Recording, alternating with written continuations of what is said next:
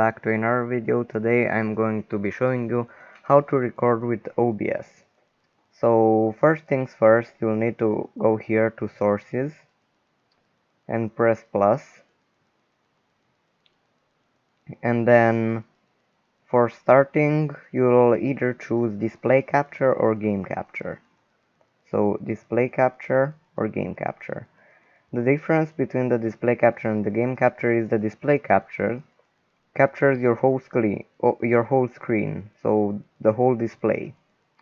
The game capture only captures full screen applications. And that's basically the difference between these two.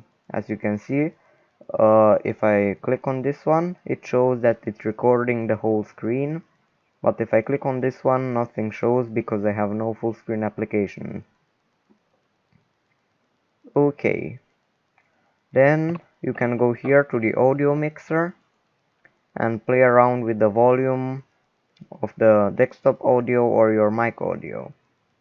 You can also mute them and do some other stuff in the settings, but that's not really important here. This is a beginning guide.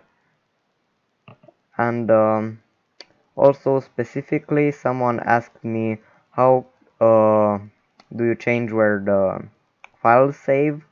So you go to settings and you go to output, and then as you can see right here, there's a recording path, and what this basically means is where your videos will go after you stop the recording. So all you have to do to change this is press browse, and then you click on the folder in which you want to store the videos. And that's it for that.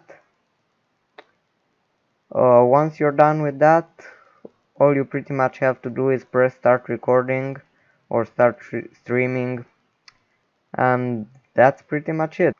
Alright, so I hope this video helped you. If it did, leave a like, subscribe for more tutorials like this. If you have any questions, feel free to ask in the comment section.